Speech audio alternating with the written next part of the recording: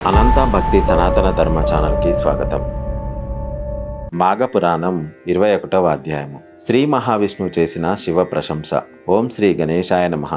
ఓం శ్రీ సరస్వతీయే నమః. ఓం శ్రీ గురుభ్యో నమః. గృత్నుమద మహర్షి జహ్నుమునితో విష్ణువు శివుని చూసి ఇట్లనెను, శంకర, నీవు నాతో సమానుడవు, మన ఇద్దరికిని భేదము లేదు. నా వలనే సర్వపూజ్యుడవు, సర్వవ్యాపకుడవు, సర్వోత్తముడవు, సర్వవ్యాపివి, సర్వాత్మకుడవు సుమా అని ఇట్లు స్తుతించెను. శంకర, నీకు నాకును భేదమే లేదు. వేదాంతవేత్తలకిది స్పష్టముగా తెలియను.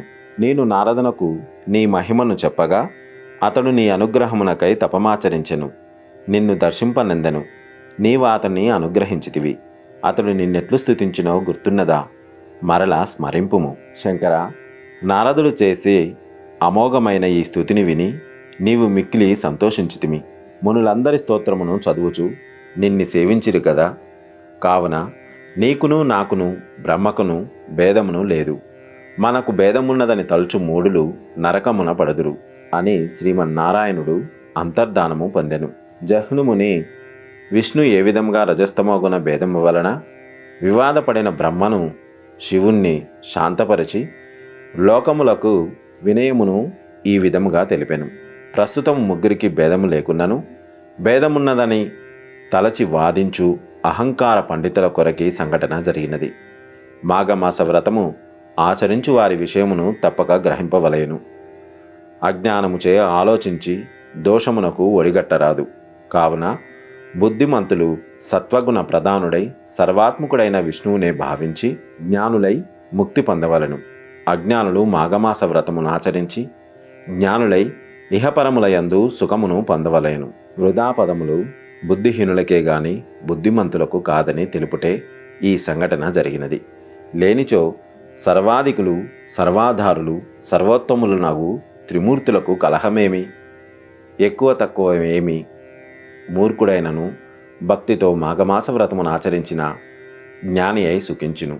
అహంకారము దుఃఖమును కలిగించునని, అది త్రిమూర్తులంతటి వారికైనను తప్పదని దీని భావము. గర్వమని అశక్తుడైన వాని నాక్షేపింతురు. సర్వసమర్థుడైన వానికి ఏది అయినను వాని శక్తికి లోబడినదే. పరమాత్మకు అహంకారం ఎట్లుండును? ఉండదు.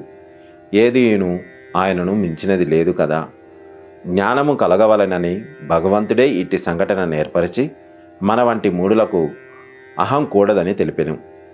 కావున గర్వమును, సిగ్గును, అభిమానమును విడిచి బుద్ధిమంతుడు మాఘమాస వ్రతమును ఆచరించి విష్ణు కథలను విని తరింపవలను.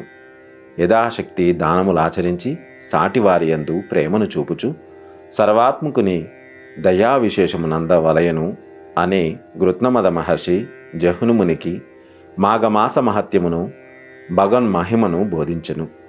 సర్వే జనా సుఖినో భవంతు. లోకా సమస్త సుఖినో భవంతు. గోవులను సేవించండి, గోవులను రక్షించండి. ప్రకృతిని కాపాడడం మన ధర్మం. దయచేసి ప్రతి ఒక్కరూ ఒక మొక్క అయినా నాటండి. ఇలాంటి మరిన్ని వీడియోల కోసం మా అనంత భక్తి సనాతన ధర్మ ఛానల్ని సబ్స్క్రైబ్ చేసుకోండి. నమస్కారము.